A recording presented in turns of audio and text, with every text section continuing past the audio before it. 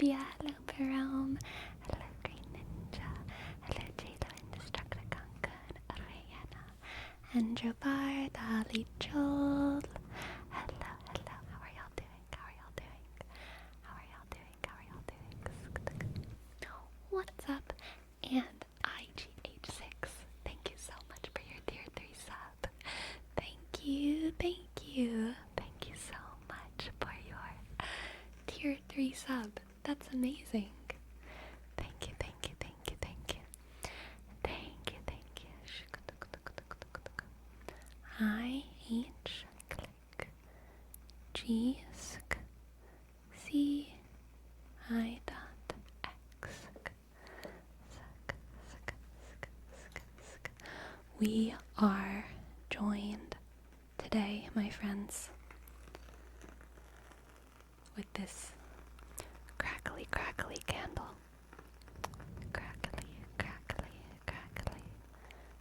Crackly candle. Yes, Woodwick candle.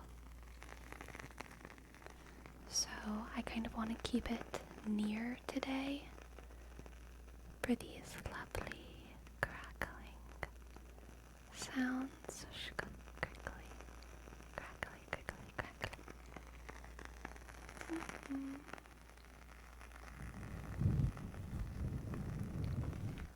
My day is going great, Jose. Thank you for asking. How are all y'all doing? Oh my god. YouTube was like boring for like a week, and then like today and yesterday, there is content everywhere in my life right now. There's too much for me. I can't finish it. I have like 10 million tabs open on multiple different devices of like half finished 3-hour videos. So that's my life right now. How are y'all doing? Diego Zaki, thank you for your sub. Thank you so much. Thank you so much. Thank you so much. Thank you. D I E G O Z A C K click Y shk. Thank you, thank you, thank you, thank you. Lurk day today. Yes, have a good lurk film. It's hot today, very hot. It's pretty hot here too, but it's not too hot. It's hot, but it's not so hot that I can warrant turning on the AC. It's just hot enough that, I'm wearing shorts and trying to just, handle it. Major McBussy, thank you for your sub. 3 months. Thank you. Click A J shk O R sk M sk C B click U sk S S Y shk 0 1 shk. Thank you, Major McBussy. Thank you, Major McBussy. Shk. Sleepy, you want to pipe some of that AC to me? My dogs could use it. You just gotta give your dogs some ice, Destructicon, okay? They'll love it. Just dump buckets of ice on your dogs. They'll have a great day. Yes, Aunt Olivia, I have AC now, if I so desire it.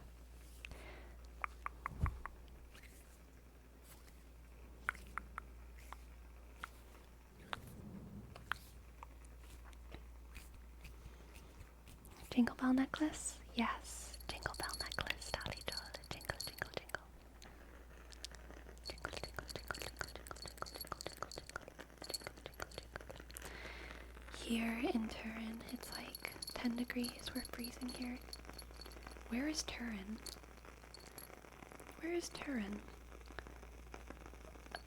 The Shroud of Turin is the only Turin I know. Is the Shroud of Turin? Is that the same one? Is that the same place? Okay, cool.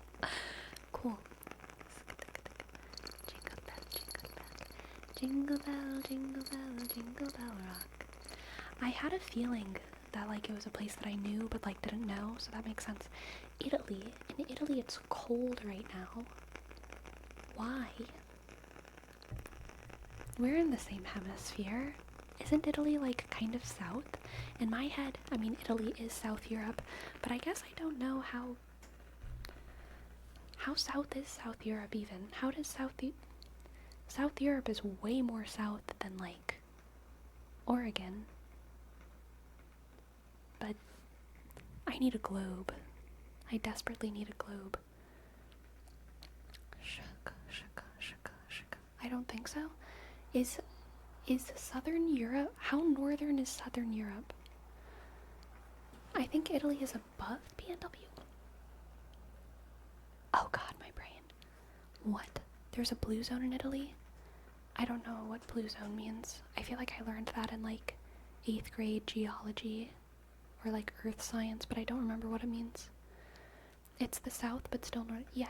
I know it's the northern hemisphere, but I'm wondering how south it is within the northern hemisphere. Like, because like Louisiana is like a subtropical climate, right?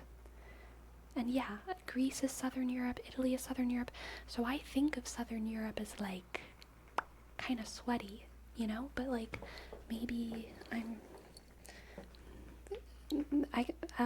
maybe I'm wrong. I think of Rome as like a hot place. Rome is like hot in my conception of the world. I always think of, they didn't wear too many clothes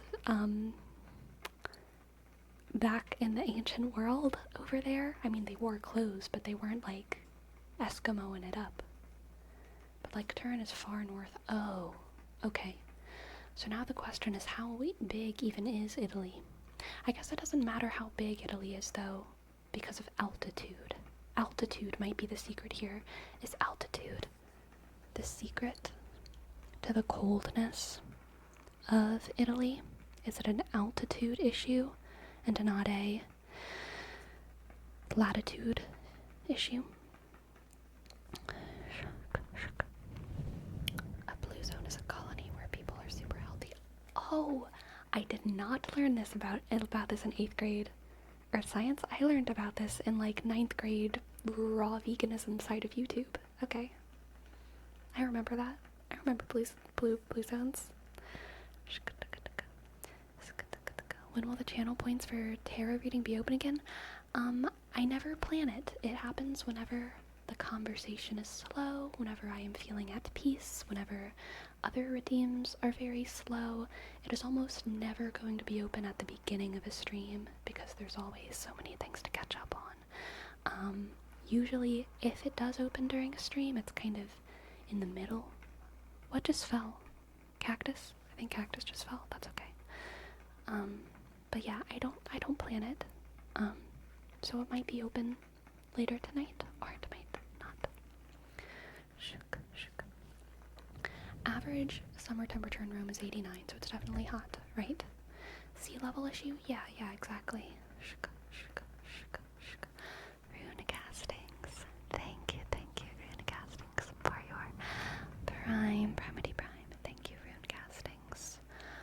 Arsh, you click, N-E, C-A, shek, S-D, click, I dot, N-G, S. Thank you, Rune Castings. That was satisfying. It smells good. This is vanilla and sea salt. Vanilla and sea salt. Vanilla and sea salt.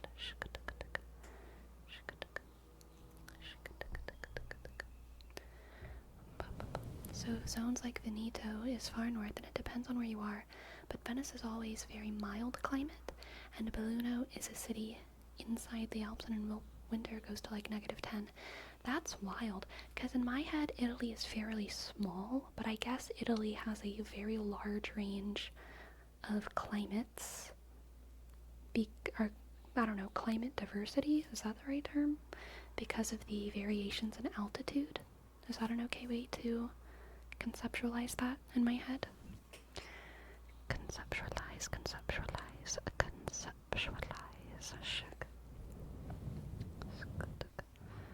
Vanilla and sea salt would also make a pretty good chocolate. Again, you're being hilarious. No. I mean, yes. I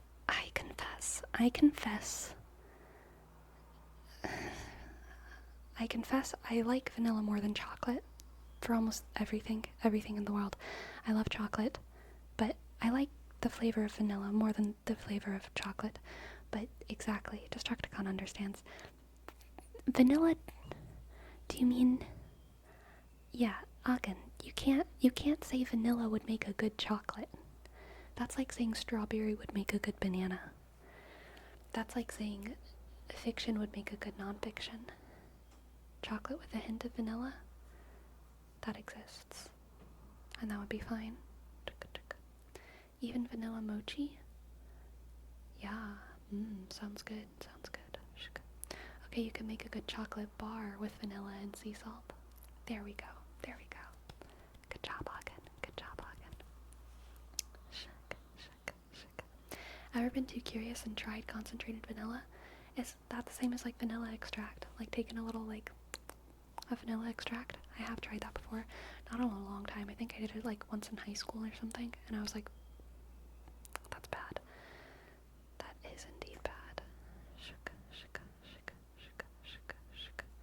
Not to flirt or anything, but I'd share my fries with chat. Ah, damn, that's nice of you, small croc. I love a good fry. I love a good crisp fry. Especially if it's a sweet potato fry. Oh my god, sweet potato fries. Amazing. It's hot today, so I would not mind some ice cream. Yeah, I had some cold kombucha earlier today. Served me well.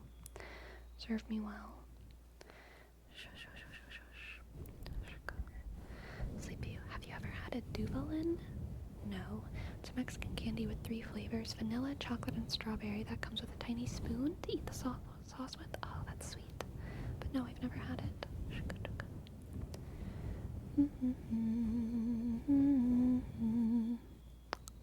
Click, clack, click, clack. Da da dun dun. Da da dun dun. Italy is in fact much more big than a lot of people think. To go from the north to far south, it's like 15 hours on a car. Can I get a comparison to an American state? Or a group of states? I guess it would probably be more than one state if it's that tall. 15 hours is like 2 to 3 states, depending on the size, I guess, in height. Depending on the states. California's pretty long. Lengthwise, Italy is longer than Washington and Oregon together. So, like, California? I feel like California is longer than Oregon and Washington, right? Doody doody doo. Kinda, yeah. Okay.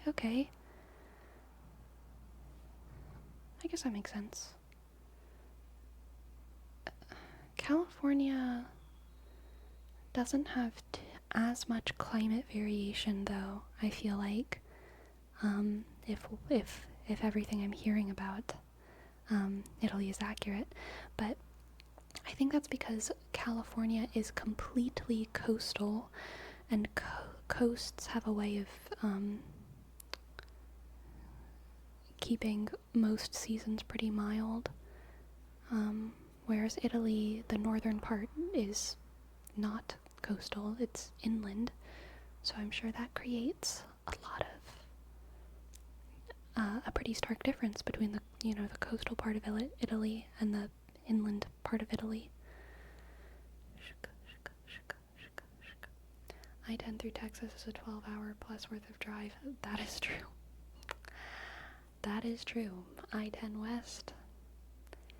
Oh, the folk songs I have written while driving on I-10 West about I-10 West and then forgotten them because I was driving and not writing. Oh, the songs that exist somewhere in the ether. Driving down I-10 West. Nobunaga, thank you for your tip. Thank you. Can you pull out the negative thoughts from the chat? Absolutely. Everyone, I'm gonna need you to think. Allow yourself to think of something negative. Don't police it. Don't police the shitty thought. Just let it be in your head. And I'm gonna take it out. And then you're not gonna have to worry about it, okay? Gonna take it out. Click.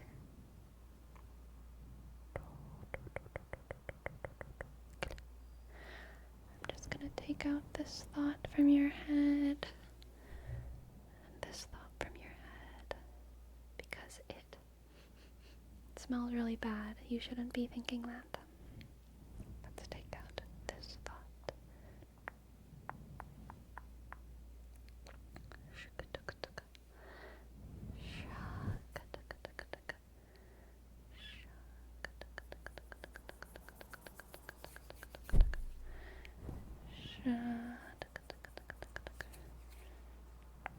Pull your thoughts. Pull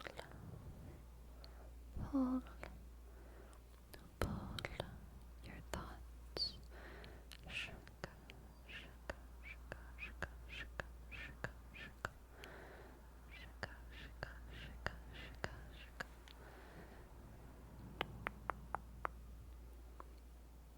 You've got to let those nasty thoughts go, alright? You've got to relax and make room for all the good, relaxing, tingly thoughts to come, okay? You've got to make room for the good. So let go of the bad.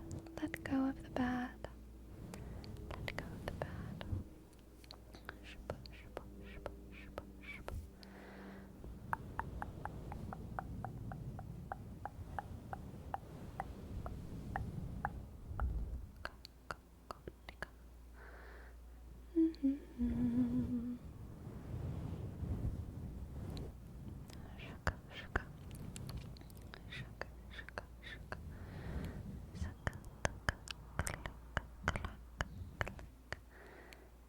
Da-da-dun, da-da-dun, mm-hmm, mm-hmm, mm-hmm,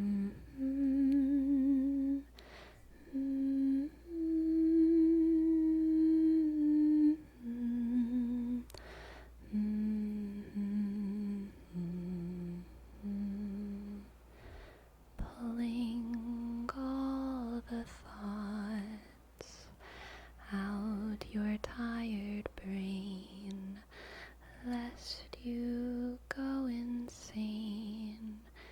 We won't let that happen again. We'll pull out all your thoughts, so you will be so healthy and content. Healthy and content. Healthy and content. One by one, thought by thought, urge by urge, take each word that doesn't serve you and give it up to me. I'll take every thought and leave you so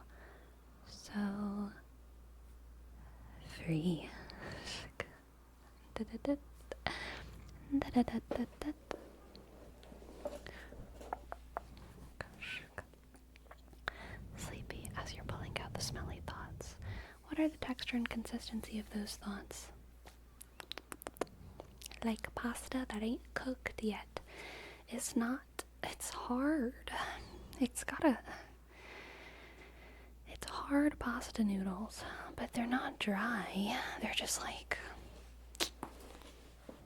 they ain't cooked enough. They're kind of soft on the outside, but hard as hell on the inside. Not al dente. Not al dente yet. Al dente. Al do not, please. Al Dante's Divine Inferno, okay? Caleb, thank you. Thank you, thank you, thank you, thank you, thank you, thank you, thank you, thank you. Thank you for your sub. Thank you for your sub. Okay, L-U-S-K B19 sk. Thank you, Caleb. Thank you, Caleb. By Dante's Divine Inferno, I of course mean his Divine Comedy. I just said it wrong. I don't know why. I don't know why she swallowed a fly. I guess she'll die. Virgil probably had a lot of negative thoughts. Probably so. Probably so.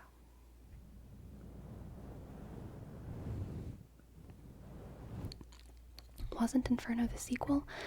The Inferno was, I would say, the first act of the Divine Comedy. And then there was Purgatorio, the Ascension, and Paradiso. They were all kind of different acts.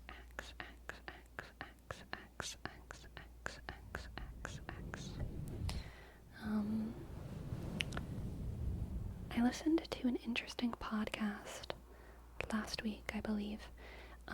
The podcast was This Jungian Life, which is not a regular podcast of mine. But it's basically Jungian academics talking about Jung in different ways every episode. And this episode was sent to me by a Tolkien fan, because they knew that I was a Tolkien fan. And in this episode, a Tolkien academic compared Jung's Red Book to Tolkien's works in general, Tolkien's conception of Middle-earth, and argued something that I think is absolutely absurd, but still very interesting, and it was a very worthwhile episode to listen to. I do think that if there was a conclusion of the podcast, it is one that I disagree with. If there was a thesis statement, it is one that I disagree with, because I think it's just it's like an unnecessary assumption. But I still had a lot of fun listening to the podcast, and I think it was very interesting. But basically, this academic, she was talking about how many similarities there are between Tolkien's Middle-earth when it comes to characters and tropes and archetypes, and the characters, tropes, and archetypes that you find in Jung's Red Book. And this was not talked about in the podcast. This was something that I knew, because, what can I say? I just know things. I was actually surprised that it wasn't brought up in the podcast, but Jung's Red Book is something that he did not want to be published, and his estate even kept it from the public for a very long time, but eventually, relatively recently, they decided to publish it. I don't know the reason why, but it was a journal of Jung's very personal spiritual journey into his subconscious.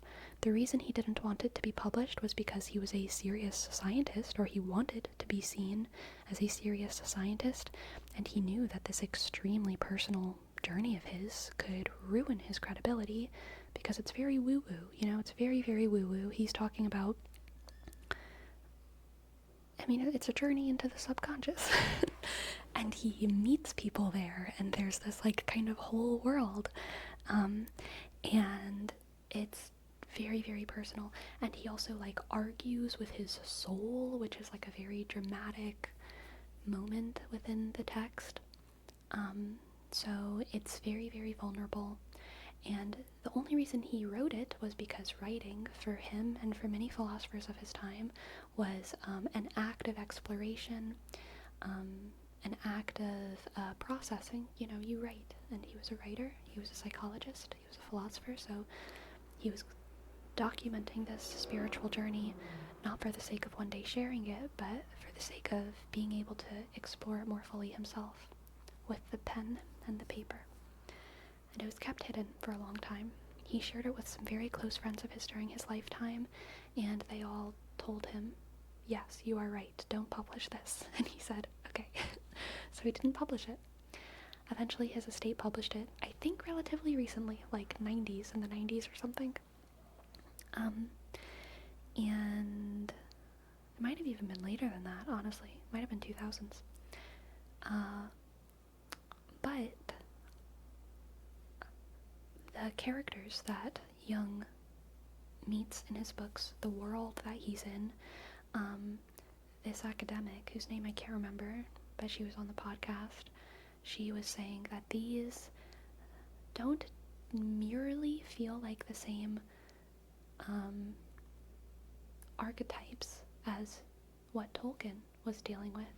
These feel like something more.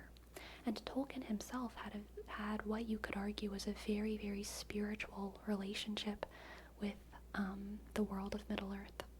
This was definitely what the people on the podcast were arguing. I don't take issue with that, but I do think that it needs to be a subject. What a man. What a man on a big car outside. I do think that it needs to be the kind of subject that is handled with a lot of nuance, because Tolkien was a very, very, very, very devout Catholic.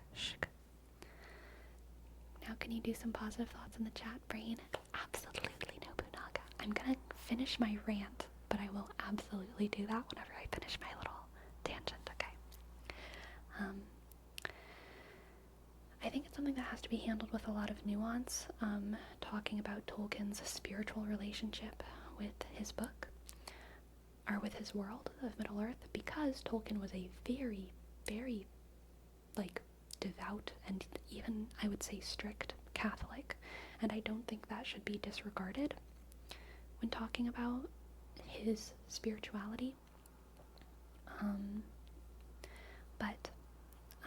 Anyway, Tolkien did seem to have a very deep relationship with his work, and he talked about, and this is something that was talked about in the podcast that I thought was very interesting, the difference between the imaginal and the imaginary.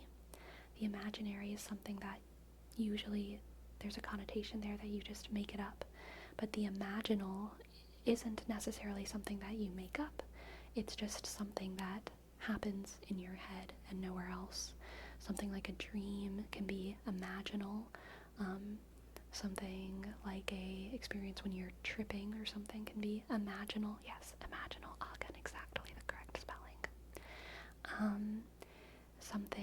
Spiritual experiences could be described as imaginal, and it was even quoted in the episode that Dumbledore says to Harry Potter in the Deathly Hallows, where Harry asks him, Harry's having like this near-death experience, and Harry says to Dumbledore, are you real, or am I just making all this up? Or, no, Harry says, are you real, or is this all just happening in my head? And Dumbledore responds, of course this is all happening in your head, Harry, but why does that mean it can't be real? Or what? But why should that mean it isn't real? And that's kind of a good way to sum up the concept of what imaginal means. Thank you so much, Six. Thank you. Absolutely.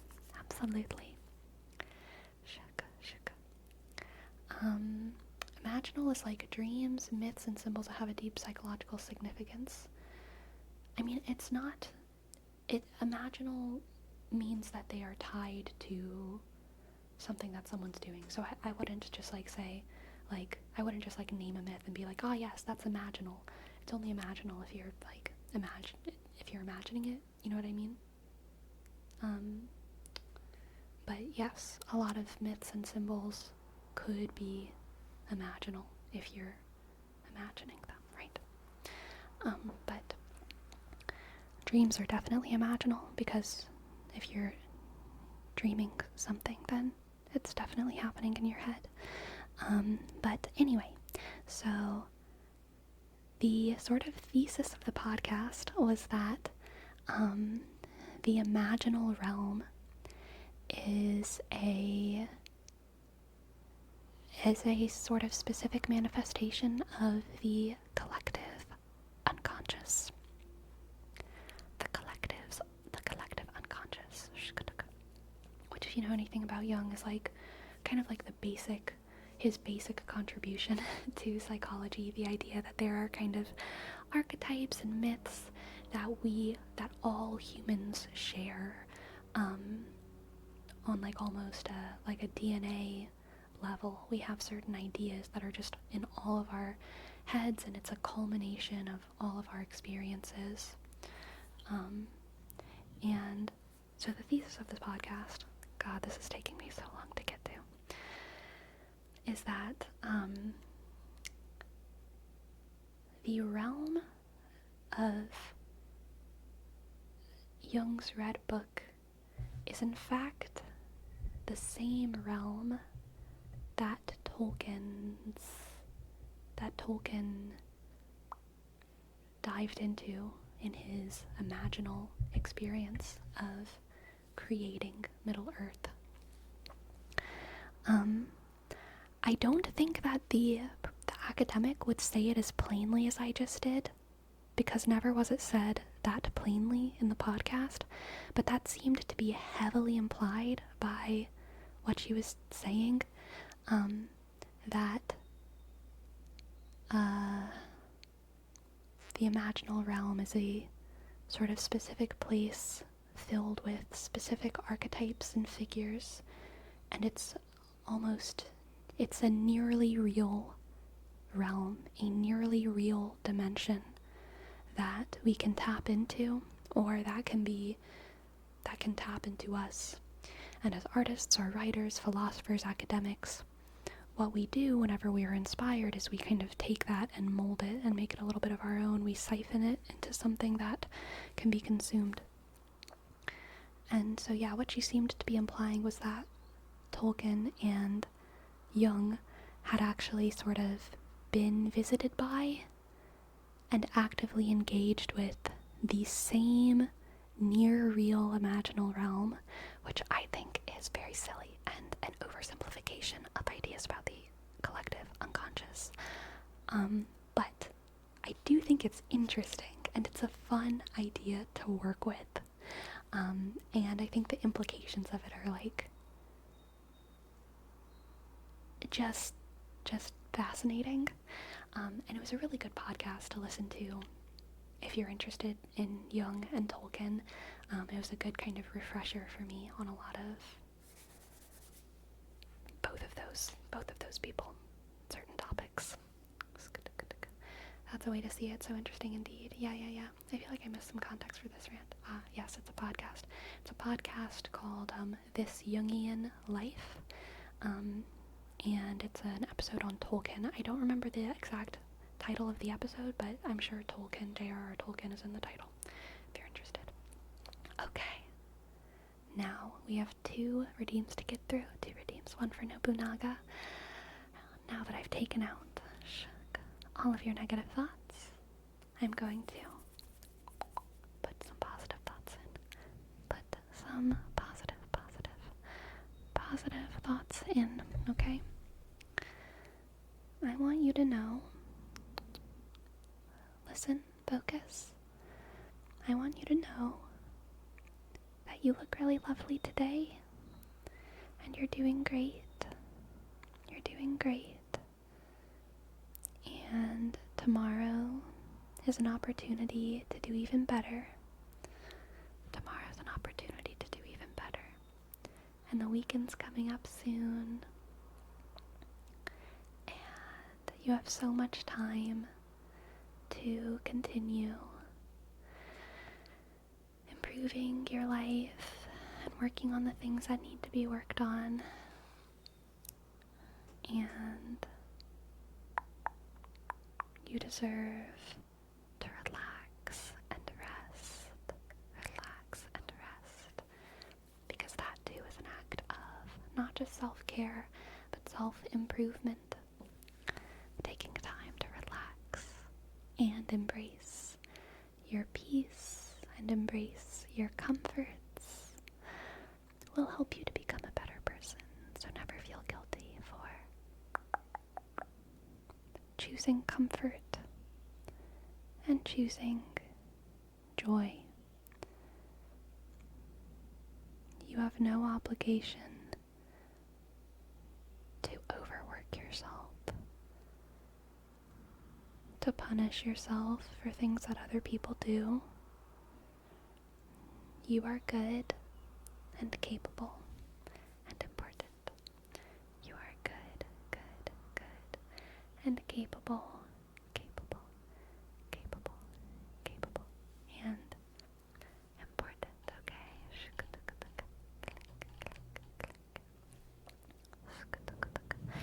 And the Fuji, thank you so much for your sub. The Fuji, the Fuji. The click, and shag.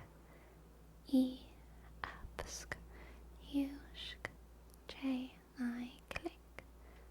6, 9. Thank you. Fuji, Fuji, Fuji, Fuji, shk, shk.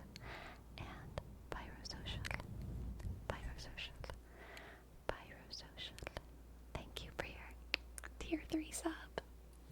Amazing. Thank you so much. Thank you so much. Pyrosocial. B, click. Y, R, O, S, O, shk, C, I, dot, A, L, 1. Thank you, Pyrosocial. Thank you, Pyrosocial. Remember, you are good. You are good. You are good. You are good. You are good. You are good. You're good. You're good. You are good. You're allowed to be good. Yes. Alright. Now let's do a tarot reading for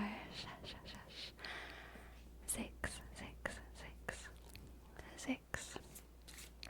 What do the cards have for 6? 6. I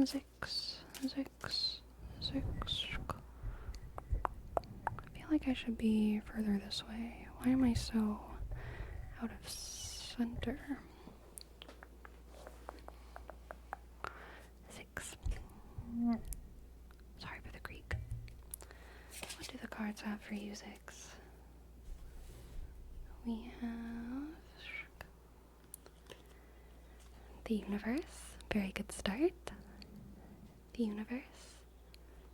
The 2 of Cups. Excellent. And the 4 of Pentacles.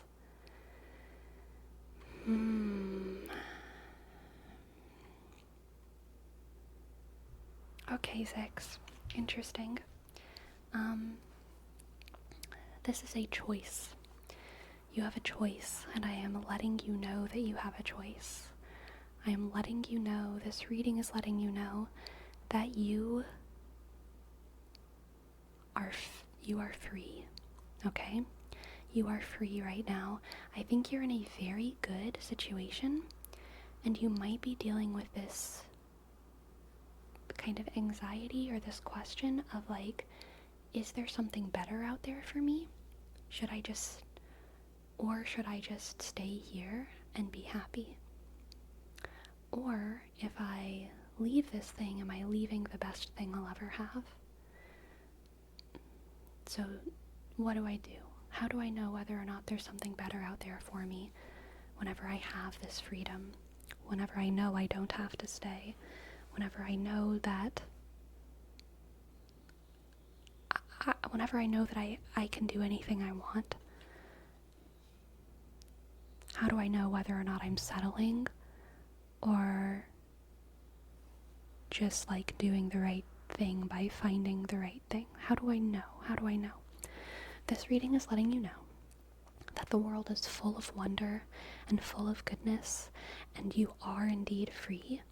And this reading is letting you know that your current situation is really, really, really good, and it is okay to stay in that situation, because there may be different things out there for you, but your current situation is beautiful and special and unique, and you're not settling.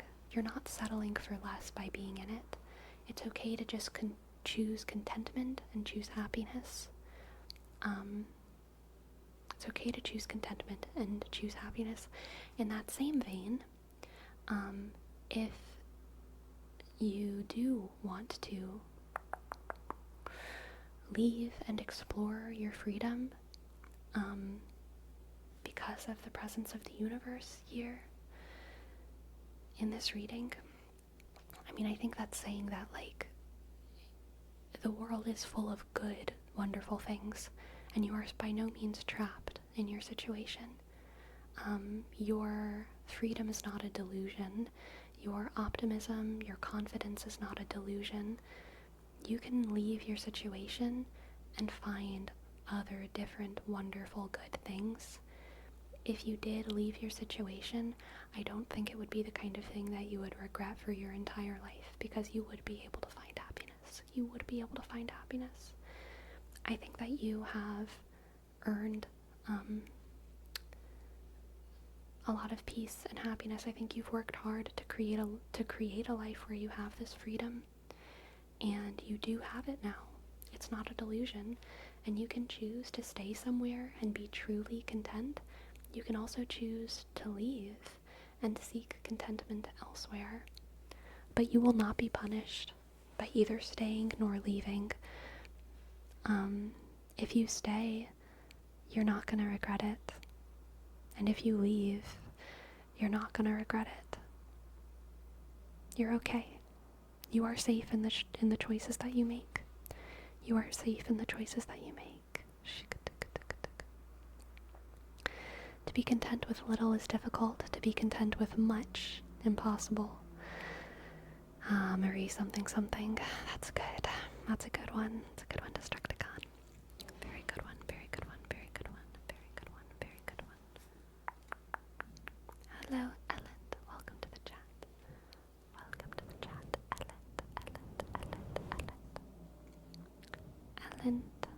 Ellen. Maybe a silly question, but a deck can influence the meaning of a reading? Yes, absolutely. Absolutely, a deck can influence a reading. The art on a deck can influence the reading, and even, like, if I pulled these same 3 cards tomorrow for someone else, same deck, same time of day, but it's just for someone else, the meaning can be different.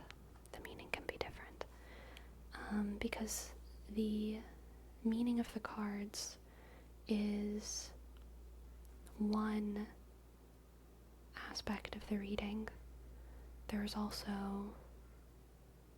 the sort of energy exchange between 2 different people.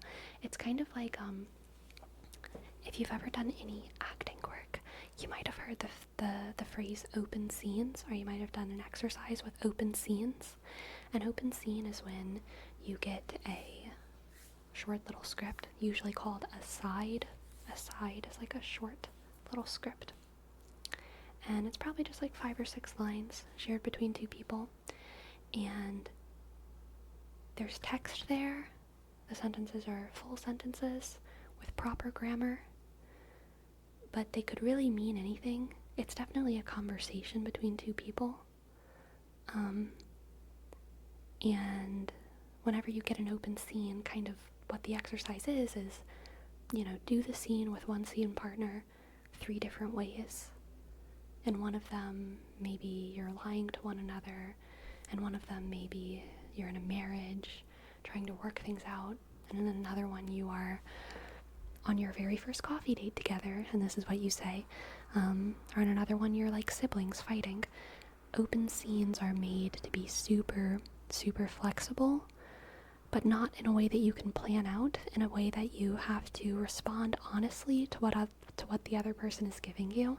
You have to respond honestly. You can't plan it ahead of the time. You have to respond honestly always to what your scene partner is giving you. And I feel like that's kind of how tarot is. Like,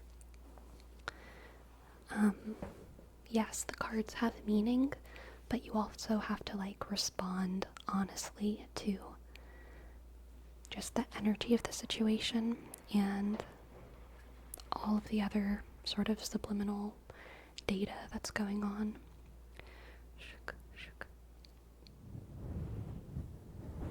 TM Fornus, thank you for your prime. TM Fornus. 4 months. 4 months for Fornus. 4 months for Fornus. T click M shik. Por N sk. E S S underscore shukadukaduk. Clickety clack. But can a duck influence a reading? Yes, Agan. If there is a duck in the vicinity of a tarot reading and they crow, that can definitely be, I would say,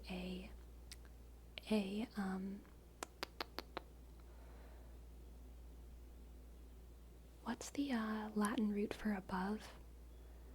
There's like sub, and then there's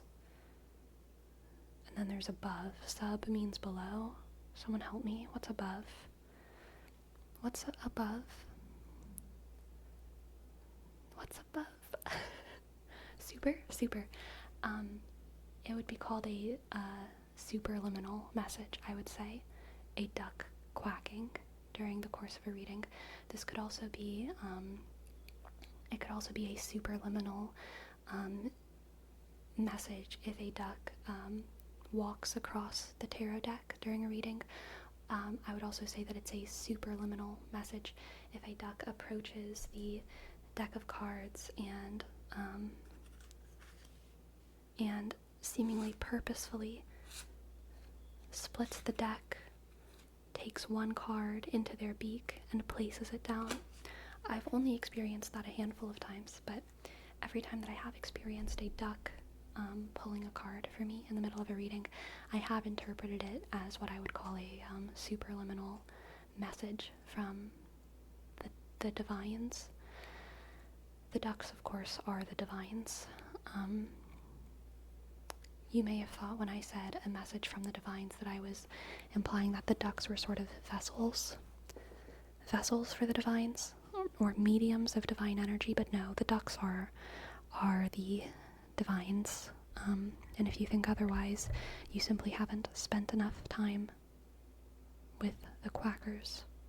Quack, quack, quack, quack, quack, quack, quack, quack, quack, quack, quack, quack, quack, quack, quack, quack, quack. Shush. Good night, Nobunaga. Good night, Nobunaga. If ducks are the divines, how do the crabs fit in? I would say that the crabs are more related to angels, messengers. Angels, messengers. Yes.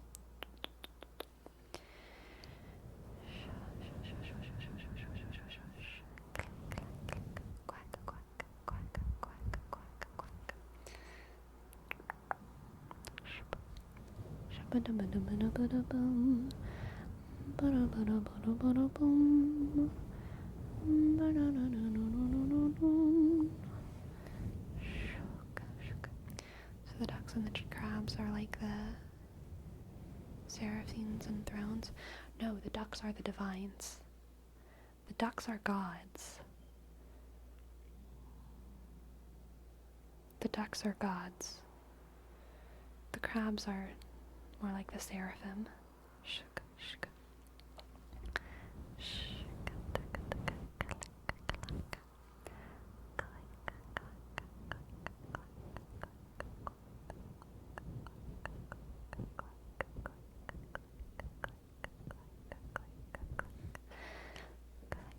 Click, click, click, click.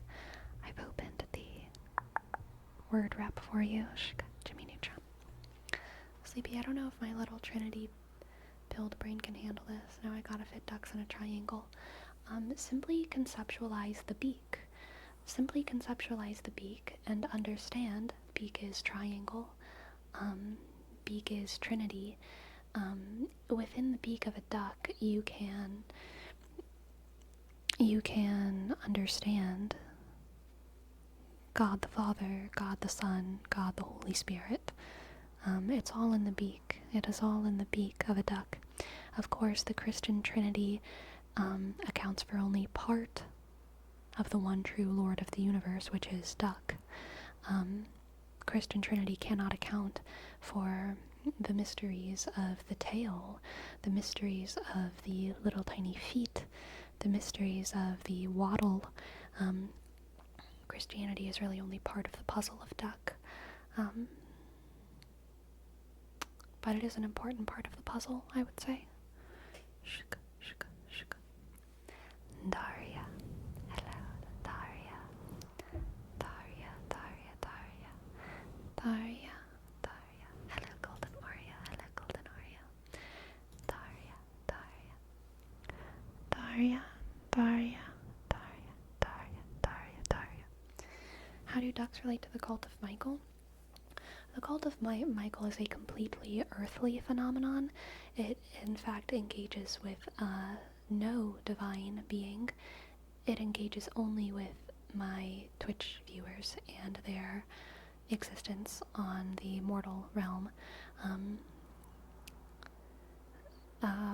Michael is simply who you all are, in the same way that tree is plant. It is not a religious statement. It is not a statement that requires any faith. It is just a simple truth about the world. My viewers are Michael. You are Michael. You are Michael. You are Michael. Daria. Daria. Daria. Jimmy Neutron, you are Michael. Daria. Agan, you are Michael. Sicriff, you are Michael. Pyrosocial, you are Michael. In the same way that cruciferous trees are trees, and the other trees that I can't remember the names of are trees. It is a simple fact. I am your call. No, Neatrix. You are Michael. You are Michael. You are Michael. You are Michael. Coniferous. Why, thank you, Moo. Thank you, Moo. Thank you, Moo. Cruciferous, coniferous, deciduous. Shuka, shuka, shuka, shuka, shuka. Click, click, shuka, shuka. Skutaka, skutaka. You are Michael. Daria, Daria, Daria. Daria, Daria, Daria, Daria, Daria, Daria, Daria. Daria, Daria, Daria, Daria, Daria, Daria. Hello, Manatee Man. Thank you for your sub. Thank you, thank you. Thank you for your sub, Manatee Man. Thank you, thank you. Click, click. A-N, shk, A-sk, T, click, E-sk, E-M, shk, sk, A-N, shk, 1, 2, 0, 2. Thank you, thank you. Thank you, thank you, thank you, thank you. Yes, amazing, Manatee Man. 6 months. That's wild. Wild. Time does fly. Time flies when you're sleeping. Time flies when you're tingling, ironically, over there. Time flies when you're tingling, ironically, though. tingling, but like just like ironically, you know what I mean? You know what I mean? You know what I mean?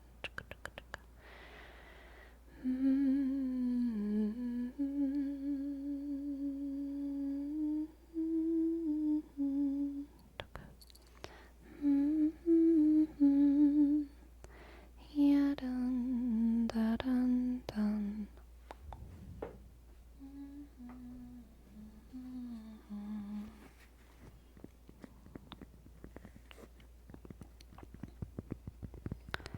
Shaka, shaka. Wait, Destructicon, you're like tingling unironically? That's like weird. It's like really weird though. Like what? What? What? I'm tired of pretending I'm not. Well, I mean, maybe you should do us all a favor and just like start pretending again. Otherwise, it's a little bit awkward. Awkward. Awkward. Everyone, Destructicon is tingling unironically.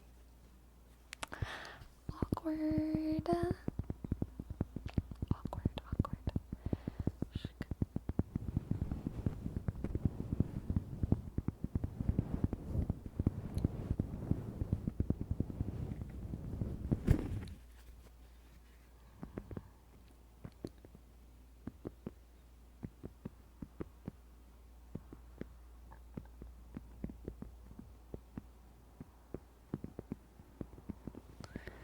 Relax, relax, relax, relax.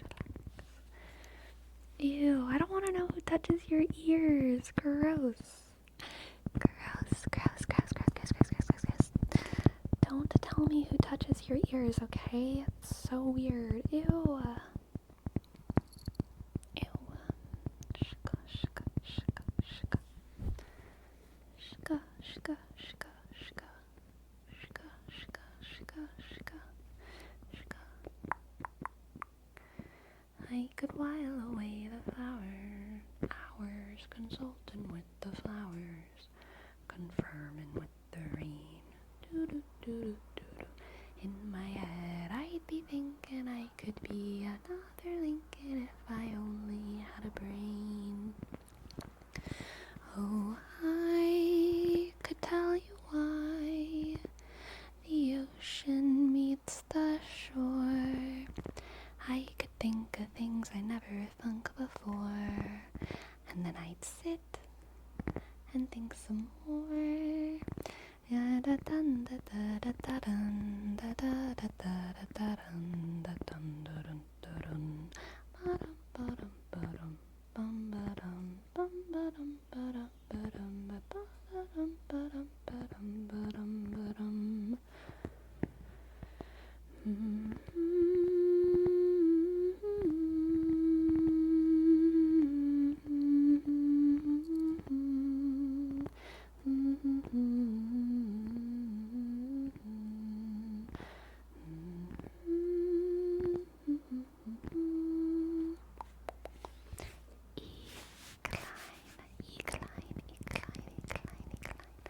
Thank you for your prime. Thank you, thank you. Thank you, thank you, thank you. Thank you. Why, shik, K, click, click, L, isk, I dot, N, shak, and Meep. Thank you for your prime as well. Thank you, Meep, Meep, Meep. M, click, E, shak, E, B, 2, B, shak, shak. Thank you, thank you, thank you, thank you. Thank you, thank you, thank you, thank you, thank you, Manatee Man. Thank you, Meep. For Manatee Man, I don't do subs. Sorry, I don't do tarot for subs. Just Ko-fi. Or the channel points if it's open.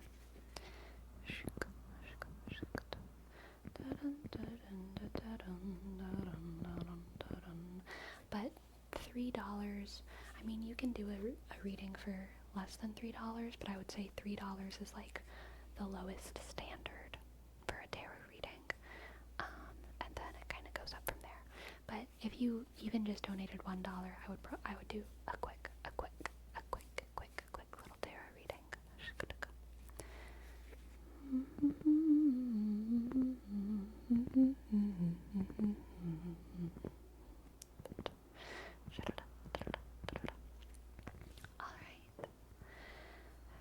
watching TikTok shop.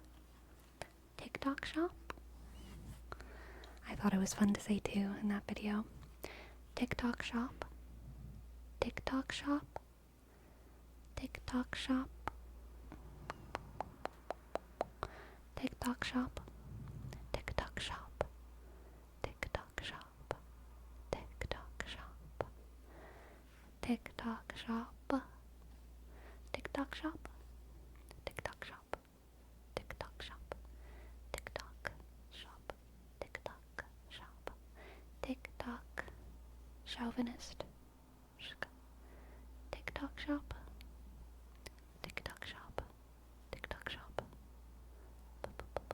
TikTok shop. TikTok shop. TikTok shop.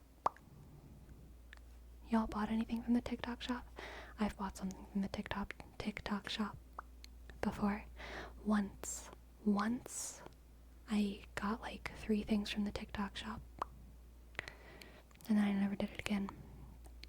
Is it better or worse than Temu?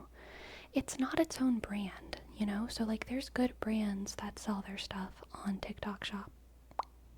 And that's why I did it. I don't even remember what it was, but there was something that I wanted and they were doing like a sale if you bought it through TikTok shop. But it was just like a normal brand. So I was like, yeah, I will do that. I will do that.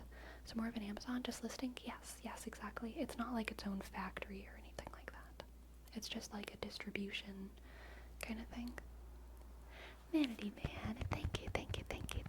I would love to give you a tarot reading. Thank you. TikTok shop. TikTok shop. TikTok shop. I think I bought some leggings that I wanted, and some shorts that I wanted, and some hair clips that I wanted. I think that was what it was.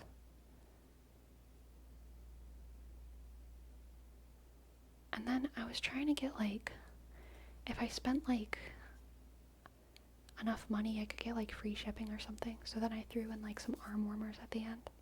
Those were random though, just random arm warmers.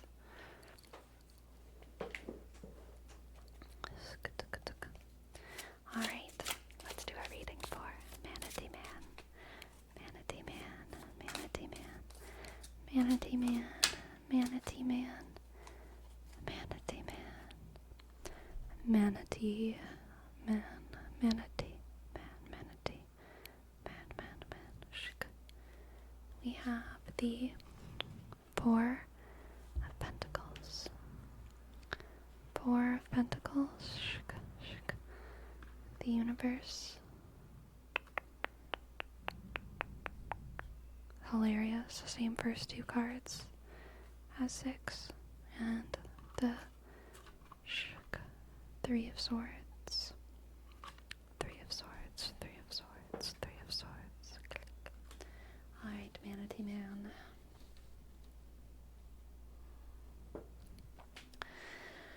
Oh, Manatee Man, you are holding yourself back from something because you are holding on to pain. Okay, Manatee Man, I fear you are holding on to pain. Because you are afraid that if you let go of the pain, then you will have nothing left. But in fact, if you let go of the pain, what you will have is freedom and a sunrise and a new life and a world to travel, to explore, to find yourself in. But there's some kind of pain that you're holding on to. Let's get some more cards. We have the 10 of Wands and the Empress. Wow, this reading is so direct, Manatee Man. I think you know what it means to let go of this pain. I think you know what it means to let go of this pain. And what I mean by that is that I think it comes with a specific action. I think letting go of this pain comes with a specific action, and you know what that is. I don't know what that is. That could be, burning the journal. It could mean quitting the job. It could mean moving out. It could mean, visiting the grave for the first time.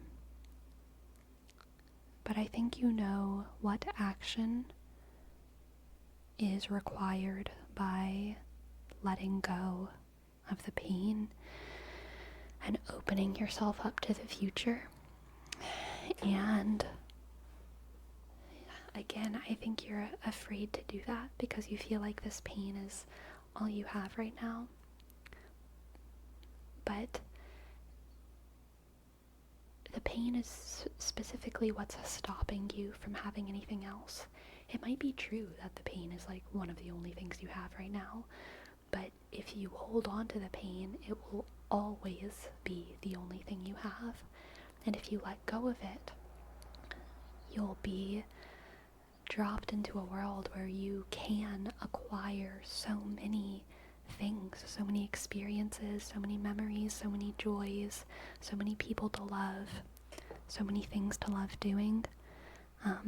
But in order to do that, in order to experience that freedom and opportunity, you have to let go of that pain. You have to do that action that sets the burden down. You have to set the burden down. That's what the Ten of Wands is, setting the burden down. And if you do that, you will welcome so much newness and fertility into your life, okay? Let's get an oracle card for you as well. Oracle card for Manatee Man. Manatee Man. Manatee Man. Manatee Man.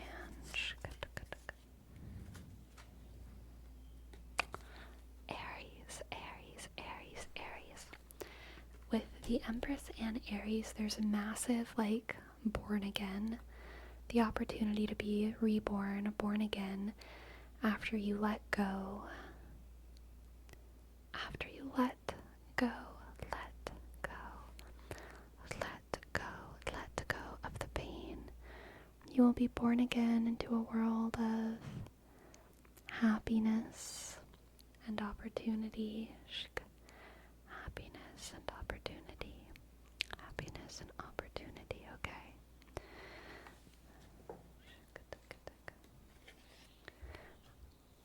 I believe in you, Manatee Man. You are on your way to something beautiful, and it's going to take a lot of courage to let go of that pain, whatever it is, to set down that burden.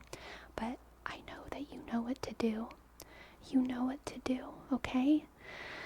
And it's so scary to actually do it, because it feels like making yourself so vulnerable. You have to accept emptiness for a while before you can be filled. And that's so scary. But I know that you're brave enough to do it, Manatee Man. And the world has so much to give you, okay? The world has so much to give you. The universe is just waiting to fill your life with happiness and joy if you allow it. Alright? Thank you for letting me read for you, Manatee Man. I hope it resonated, and I hope that you enjoyed. Thank you, thank you, thank you, thank you. Thank you.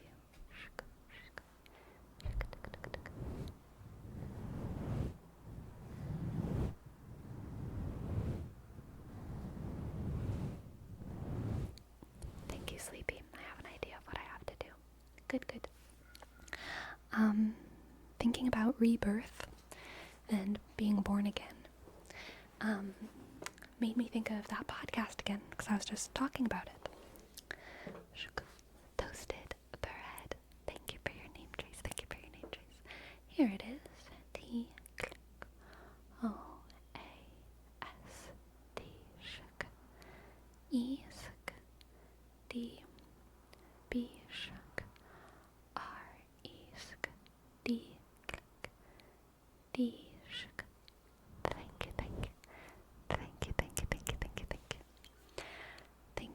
But yes, being born again, something that was mentioned in the podcast, rather flippantly, kind of in the middle of talking about other stuff. I don't remember what tangent they were going on, but they were talking about baptism.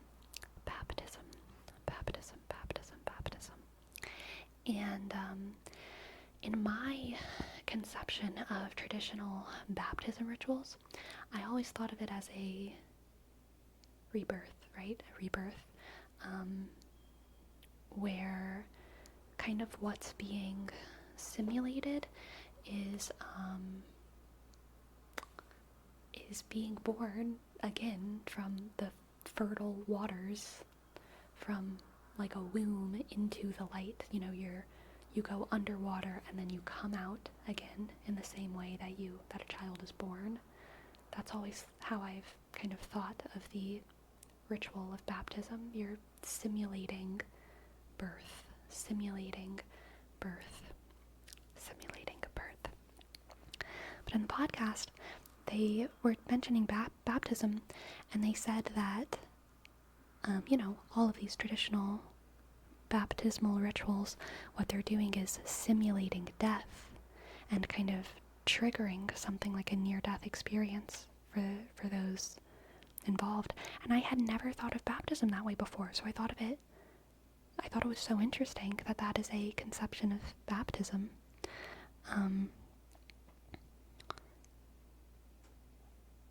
That, you drown, you try to take someone and make them almost die, and then save them. That baptism is killing someone and bringing them back to life. I always only thought of the birth part. I never thought of it as being killed and then brought back to life. Yeah, it was interesting to me. Interesting.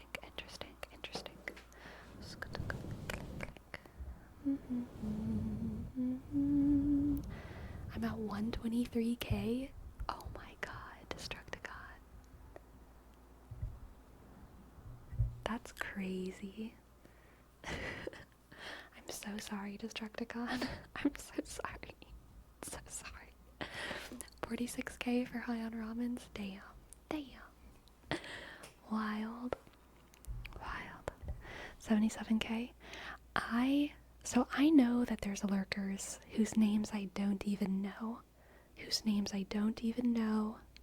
maybe chatted once or twice, or not at all, who have like probably a crazy amount of channel points. I know that is probably a thing that exists, but it's really hard for me to conceptualize them, because I know nothing about them. But of the chat regulars, I suspect that I wanna say who I think has the most points. I think it's between Set of Words and CEO and Sinchobe. I think those three people probably have the most points. Destructicon obviously has been here for as long as they have, but Destructicon sometimes uses points. And I feel like, CEO, you're a little bit more of a saver. I spent 30k during the tarot speedrun. I'm at 139k. Dang. Okay. Amazing.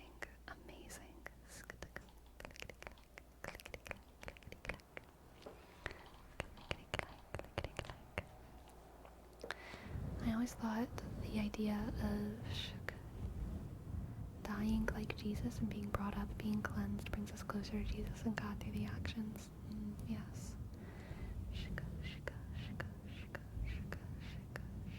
Interesting.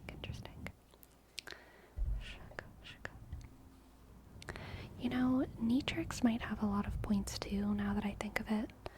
Because I know Neetrix has mentioned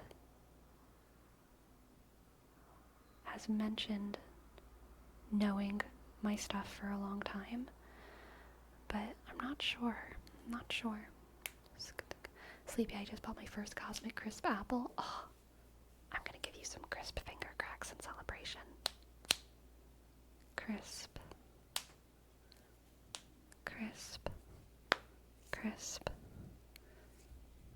Crisp. Crisp, crisp, crisp, crisp, crisp, crisp. Little ones. Shka, shka, shka, shka. Gotcha, Neatrix. If you ever want to do an audit, you can figure out how long people have followed and how many messages. Interesting. I'm only at 35k, but I do use them very often. Yeah, exactly, Pearl. Why do you crack your fingers like that? Because I'm broken. I am a broken human. I'm a broken doll, honestly. I can't. I need to be put back together, please. Someone repair me. Someone build me.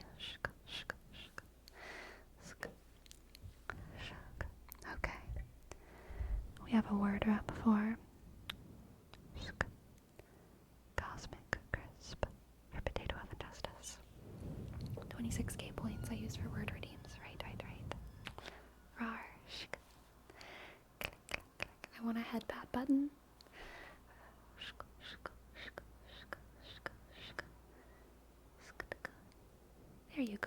There you go, chat. There you go, Michael.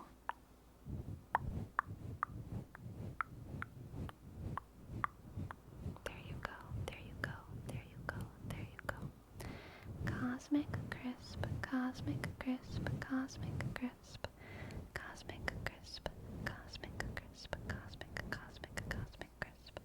Cosmic Crisp.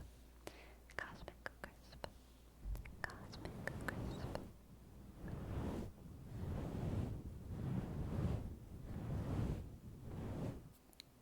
Cosmic Crisp. Cosmic Crisp. Cosmic Crisp. Cosmic Crisp. Cosmic Crisper. Cosmic Crisper, a secret. The secret mission. The secret transhumanist mission. Code named Cosmic Crisper. Clickety click. Cosmic Crisper. Cosmic Crisper. Not to be confused with Rice Krispers Treats, which is a project by Monsanto. A secret project, Rice Crisper Treats. Rice Crisper Treats.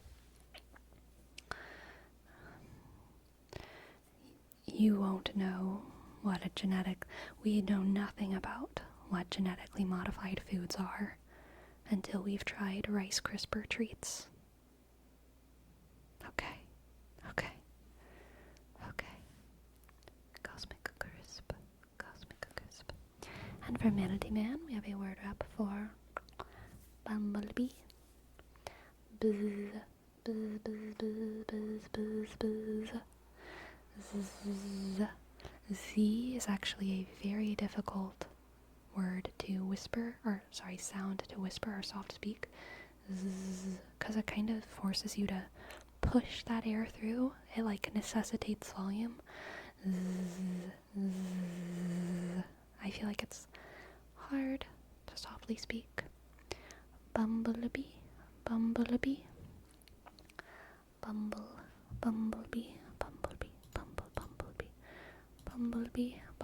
Have y'all heard about the Bumble thing? Oh my god, have y'all heard about the Bumble thing? It's a nightmare. I've never used Bumble, but I know the concept of Bumble. And it's a dating app. And it used to be its whole thing was the girl has to, it's the only dating app where the girl has to message first, which I don't really understand how that works. I think if you're on Bumble, either person can match with the other person in the same way as Tinder or Hinge or whatever. But in order to start messaging, I think the woman has to initiate. So I think some women feel like a little bit safer on Bumble. It has like this naturally progressive landscape because of that. Like, yeah, you're way less likely to find people who are not pro-women on Bumble. But of course, there are many men who are pro-women who message first. But besides the point. Besides the point. Bumble's thing is like, women message first because we're pro-women. But then they changed it recently. So, because the biggest issue with Bumble was that women felt too shy to message first, even for people that they liked. So now, and I don't know how it actually works because I haven't done it, but like, now I think if you're a woman and you want to start chatting with someone, there's like a list of prompts. I think the reason was that a lot of people only message hi.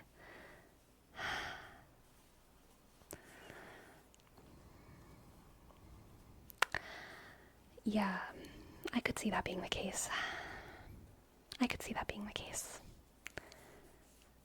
Hi is not a great conversation starter. Here's the thing. I'm not a fan of like pickup lines, right? I'm not a fan of I think that's it's like weird. I think they can sometimes be funny. I think it's fine if you meet someone for this first time to like joke with them. Like, yeah, that's A+. But like, you know, pickup lines that are like weird, like weirdly suggestive or for being the first thing you say to someone, I think that's kind of strange.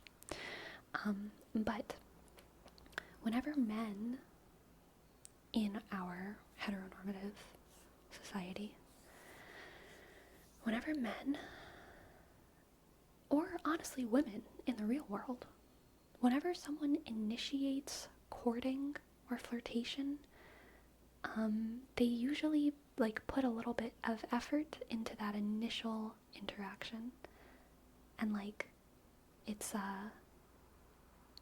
how you start to flirt with someone. You compliment them in a specific way, you say something about the environment. You like put a little bit of effort into that initial interaction. You don't just say hi. Usually, that's how most people begin an interaction with someone who they think is cool or attractive or interesting or who they have a crush on.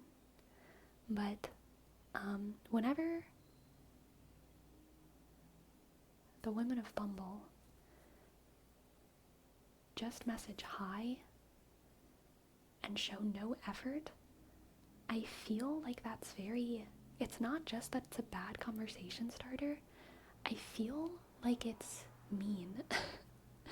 Because in the real world, whenever men or women make that initial interaction, the effort that they put into putting in a conversation starter says something about how much they value the other person, even at that stage. Like, oh, I really think you're interesting, so I'm gonna approach you and put an effort into like making this first interaction something that you want to take part in. You know what I mean? But when you just say hi, I feel like it's devaluing the other person, because it's like, I expect you, it's like, if I were flirting and I were to just say hi on Bumble, I feel like it's like I'm saying, it's your responsibility to put the work in for me right now, which in a very real sense, of course, in a flirtationship, in a relationship, it is both people's responsibility to show the other person that they have value. But whenever it comes like a command like that, which I feel like is implicit when you just hit them with hi. I feel like hi is like a command. Hi is like a woman commanding a man to flirt with them. It's like, it's weird to me. I don't like that. But now, yes, now they have started doing the prompts, so I guess that fixes it. But no, it doesn't. I think it's weird, and I think it's strange. Jamie, hello, Just Jammy Dodger. Hello, Just Jammy Dodger. Welcome in, welcome in, welcome in. Welcome in, welcome in, Just a Jammy Dodger. J-U-S-T. J, click, A, L, sk, sk, M, sk, sk, I dot, E, D, O, sk, D, click, G, sk, E, sk, R, sk. Thank you very much for your sub. Thank you for your 5-month streak. Amazing, amazing. Sk. And Elion, thank you for your prime. Thank you, thank you. Thank you. Sk. E-L-Y. Sk. O-N. 8. O. 8. Thank you, thank you, thank you. Thank you, thank you. Thank you. Let's see. Shko, shko, shko, shko. Shaka. It gets back to square one where the guy is just initiating. Yeah, exactly. It gets back to square one where the guy's initiating, but it's even worse than that because it's the woman commanding the man to initiate. In like a flippant, expectant way, which is even worse. It's like both people are starting from a place of not respecting the other by necessity. Just weird. Gotta hit them with the hi winky face. I know, I mean, like, I don't, personally that wouldn't do it for me, but yeah, even just the littlest variation, doing the H-A-I, like Ty Elmore said, that's so cute. Just that little bit of initiation, that little bit of personality, that can go so much farther than just hi. Shaka. It's exactly that. That's how it is on the apps. It's essentially entertain me. That's so sad. A lot of women on Bumble literally have 1,000 likes to choose from.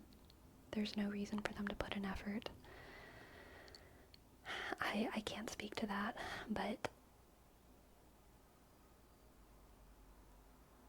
I can't imagine I can't imagine looking to be in a relationship and not wanting to put in effort. Like, isn't the point of like wanting to be in a relationship like wanting to put in effort? Like, why would you even start? Why would you ever start flirting with someone? This is my perspective. Why would I ever start flirting with someone without expecting and wanting to put in effort? I wouldn't start. Unless I was like, ooh, this person is cool. I want to put in effort. Oh my god, I can't believe they make me want to put in effort. I'm gonna initiate something. You know what I mean? Like, I don't know. Whatever. Because it's like exciting to want to put in effort. It's like, oh my god, this person is so cool. I want to put in effort. So I'm gonna do it.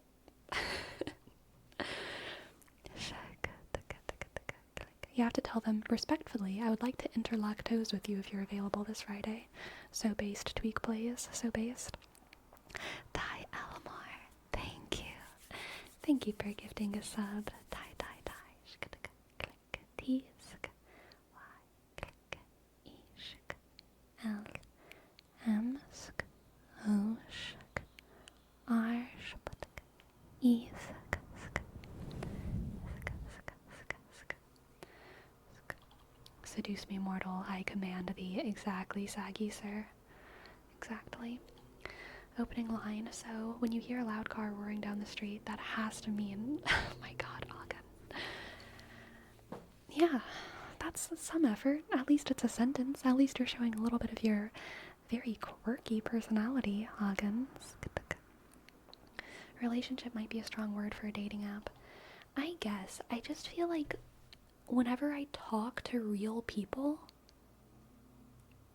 and I consider y'all real people, okay? Like, at least 70% real, okay?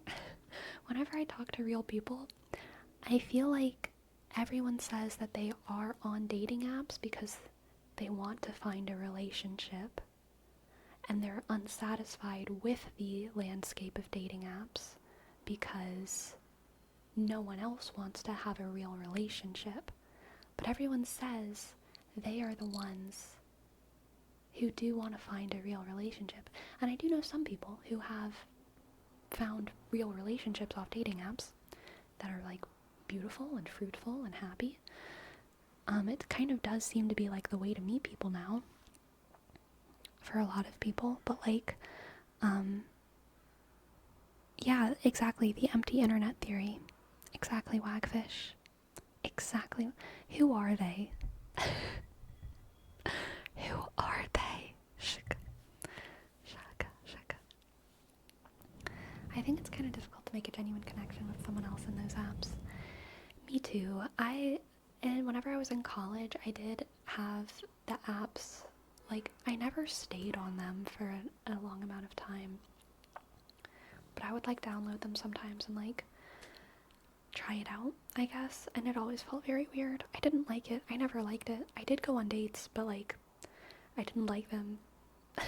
So, I just didn't, I didn't enjoy that way of engaging with people. And I didn't enjoy selling myself in that way either. It felt strange.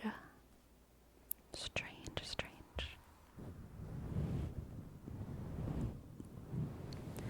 I'm terrified for when I finish school and no longer have a ground to meet people, even platonically.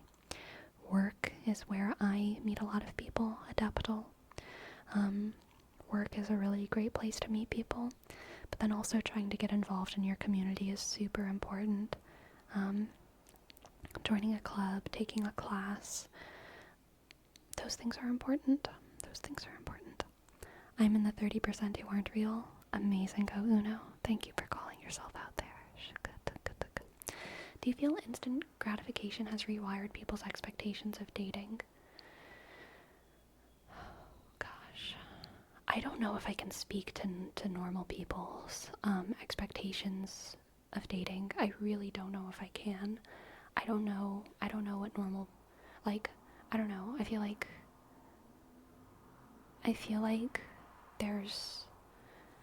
everyone thinks they can generalize about, like, dating and love, but, like, I really feel like almost no one can do that accurately these days. Generalizing about dating and love doesn't seem to me to be possible to do fairly. But I think instant gratification has affected people's expectations of everything. And then I think some people actively sort of police against that rewiring, especially in the realm of dating and love. And then I think other people don't. But I think there are a lot of, a lot. Like, I don't think it's an insignificant amount of people who recognize that our society has a lot of instant gratification in it, and they actively fight against that, especially in the realm of dating and love, because they have good parents and good education and good values themselves. I think there's a lot of people who have good values. So even if their attention spans are short and we're all just little dopamine lizards, I think they know that, dating is something that needs to be handled carefully and intentionally. I think that there's a lot of people like that, and sometimes it feels like they're hard to find because we're all chronically online. And it's hard to engage with what's real. It's hard to even know what's real, but I think there are a lot of people with very good values out there. And Ace Master, thank you for your 7 months and for gifting a sub. Thank you, thank you, thank you, thank you, thank you. Thank you, thank you. Shuk, shuk, Ace Master. Ace. C, E, M, click. A, S, T, shuk, R, 2, 0. Thank you. Ace Master. Ace Master. Shuk. A, C, E, M, click. A, S, T, click. R, shuk.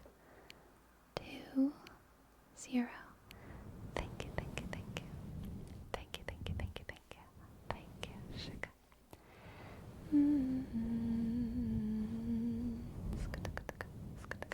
Good night, Manatee Man. Good night. And hello to Manatee Man's boyfriend. I could do dating apps. I just can't feel genuine since I tend to be pretty guarded. Yeah, it feels so performative, and that's a thing that I don't like either. I like whenever I'm dating to like just experience someone else and for also them to experience me with as little performance as possible. And performance is always going to happen a little bit, like always, inevitably, in every aspect of life.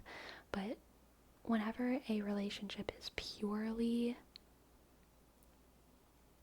whenever the beginning of a relationship is purely what someone says about themselves and the pictures that someone curates for themselves, and not actually seeing them in the real world or speaking to them, randomly in a happenstance kind of way, I feel like it's like a bad foundation.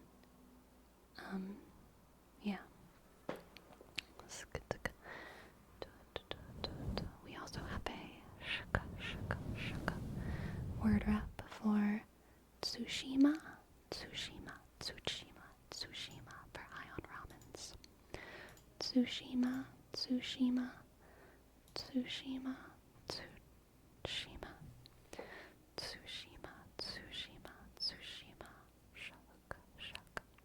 All my relationships began as normal friendships with just a lot of care and affection. Yeah, totally. Any good relationship that I had started as a friendship. Absolutely. Yeah. Tsushima. I shouldn't even say any good relationship. I should just say the relationships that count. I don't really count like going on a date with someone like 2 times and then not talking to them again like a relationship, right? So yeah, the relationships that I've had start as friendships or start as just really connecting with someone in the wild. That's just the natural dating phase. Yeah, sure.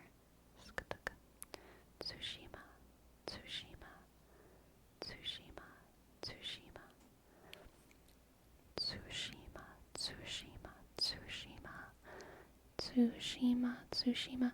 I just had someone tell me they ate a vegetarian pizza with bacon, and now I'm so confused. Maybe it was vegan bacon.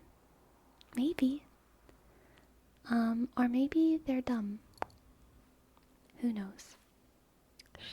Tsushima.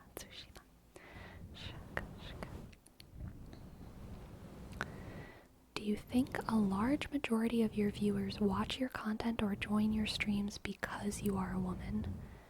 No, I do not. I do think that my being a woman contributes to why someone might enjoy my content, but I don't think that they watch me because I'm a woman, at least not anyone who sticks around. Because, I mean, I'm not that much of a woman. If someone just wants to watch a woman, if someone just wants to watch pure, feminine, charm, beauty, grace, they're probably not gonna watch me. They're gonna watch probably someone else, which is fine and beautiful and wonderful. Yeah.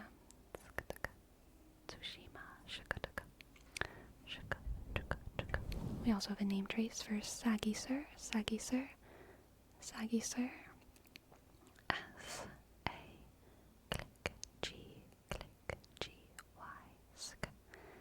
S-I dot R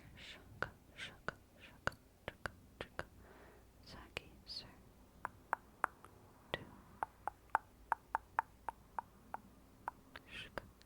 Thank you, Saggy Sir.